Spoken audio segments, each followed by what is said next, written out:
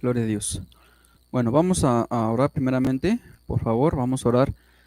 Vamos a pedir al Señor, ¿verdad? Que Él sea el que nos guíe a través de este libro, a través de todo lo que Él tiene para enseñarnos. Hay muchas cosas que el Señor tiene para enseñarnos acerca de este libro, ¿sí?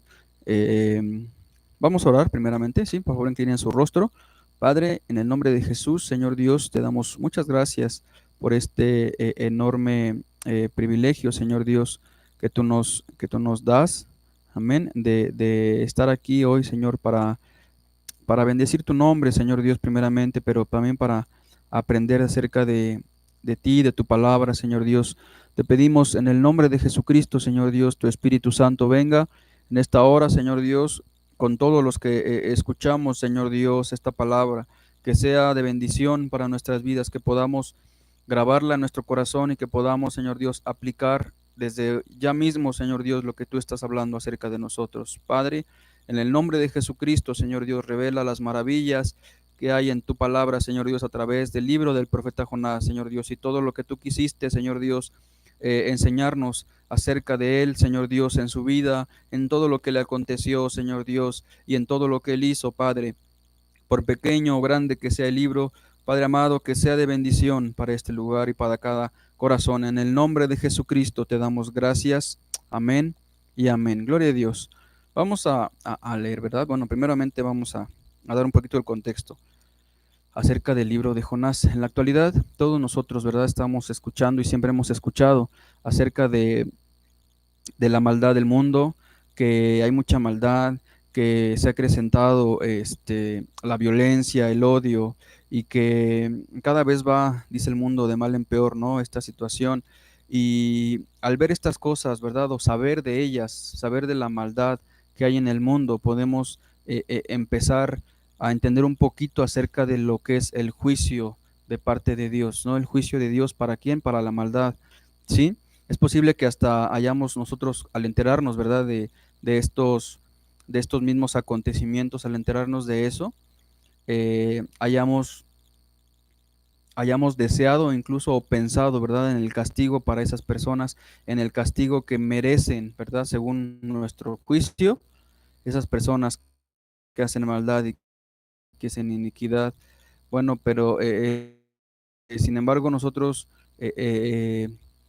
pues no tenemos, ¿verdad?, forma de castigarlos, solamente clamamos a Dios por su misericordia para con ellos y clamamos acerca de que ellos, algo similar le aconteció al apóstol, perdón, al apóstol, no, al profeta Jonás, ¿verdad? Supongamos que en esta hora, ¿verdad?, como les decía, acerca de los malvados.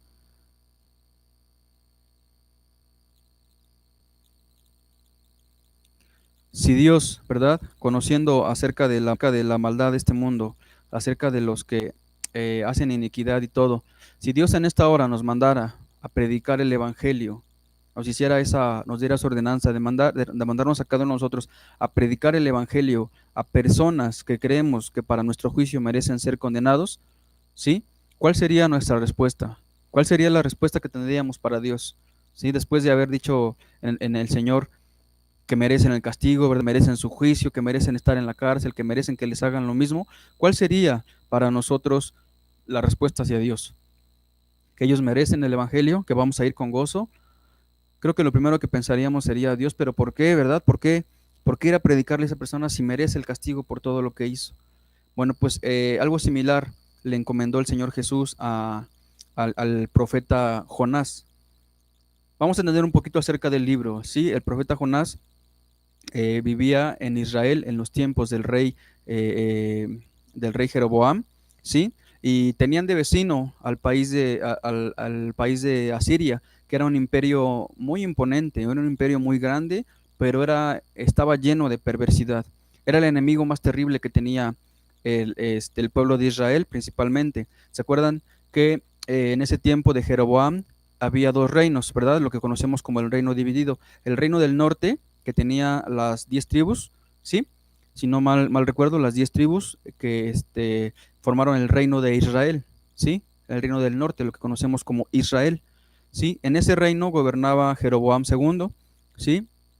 Y en el reino del sur, que conocemos como Judá, la tribu de Judá y de Benjamín, reinaba el rey Usías. En ese tiempo estaba predicando Jonás, ¿sí? Y en ese tiempo ellos tenían a esta nación encima de ellos, ¿verdad? Y tenían la opresión sobre ellos. Ajá. Hablaron contra Dios, desafiaron al mundo con actos de crueldad, despiadados y varias cosas que menciona la Biblia, ¿verdad?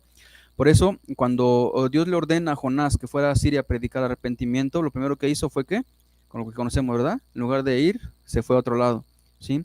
El libro de Jonás, les voy a leer un poquito acerca les decía, del libro. El libro de Jonás cuenta en la historia de la huida del profeta y de cómo Dios lo detuvo e hizo que diera la vuelta. Es mucho más de lo que conocemos acerca de Jonás, ¿verdad? Y el pez. Siempre que mencionamos a Jonás es menester, ¿verdad? O es necesario mencionar a la ballena o al pez que menciona la Biblia y que fue tragado, ¿no? Incluso hay canciones y todo para niños acerca de eso.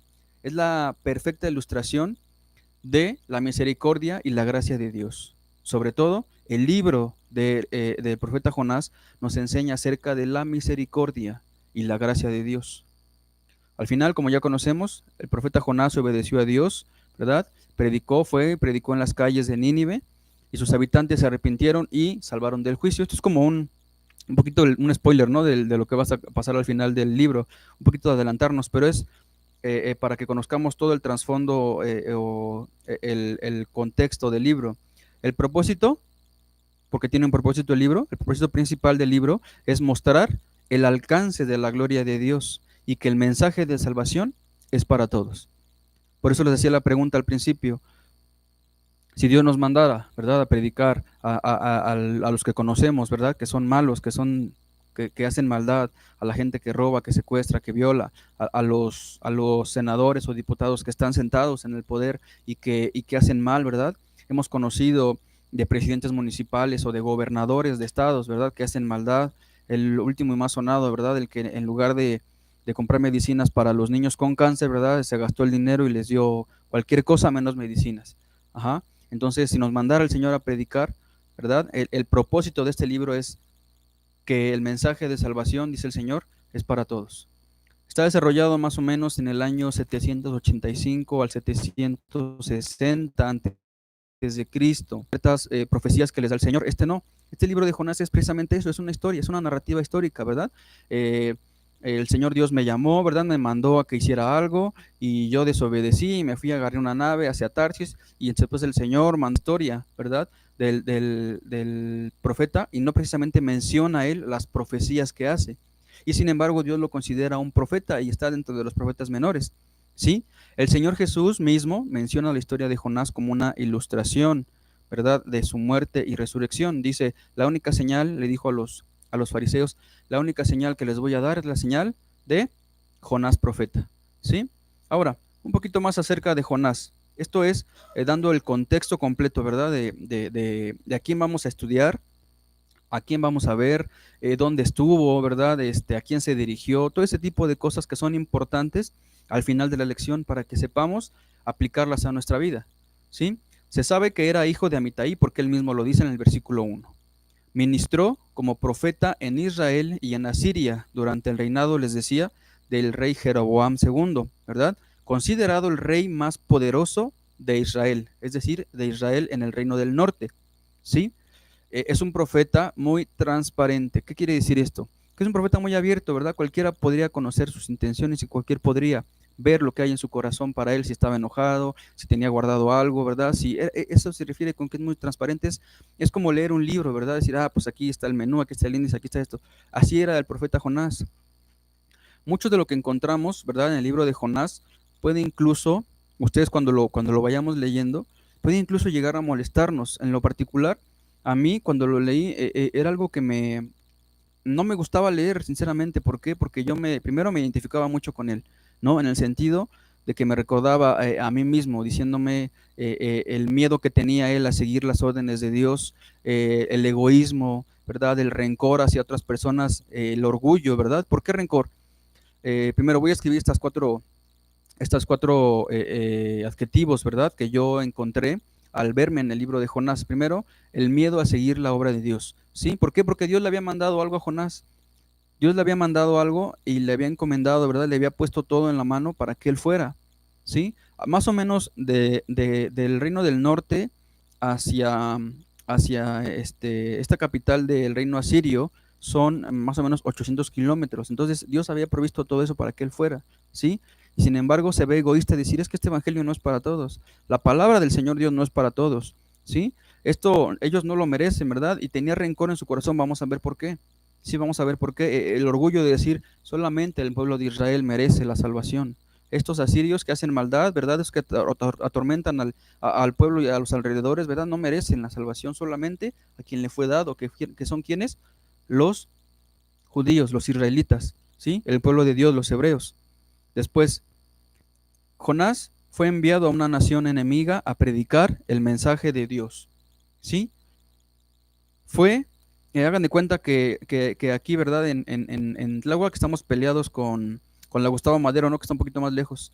Entonces, estamos en guerra y ellos nos tienen ahí y peleamos y todo, y de repente el Señor dice, tienen que ir, ¿verdad? A la capital, allá a la delegación, y tienen que predicarle al pueblo de allá porque están en peligro.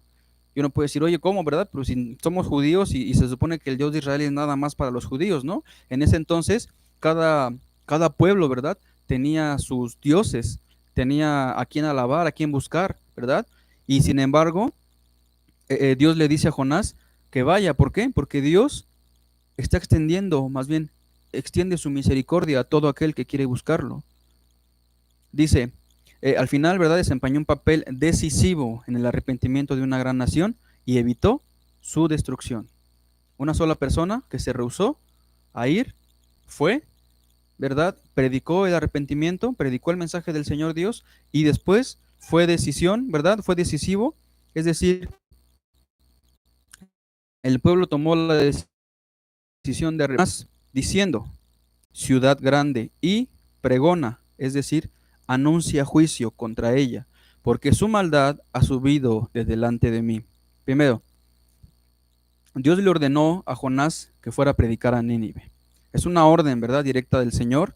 Él ya lo había escogido, ya lo había, por decir así, ordenado como profeta de Dios, ¿verdad? Y le da una orden y le dice que tiene que ir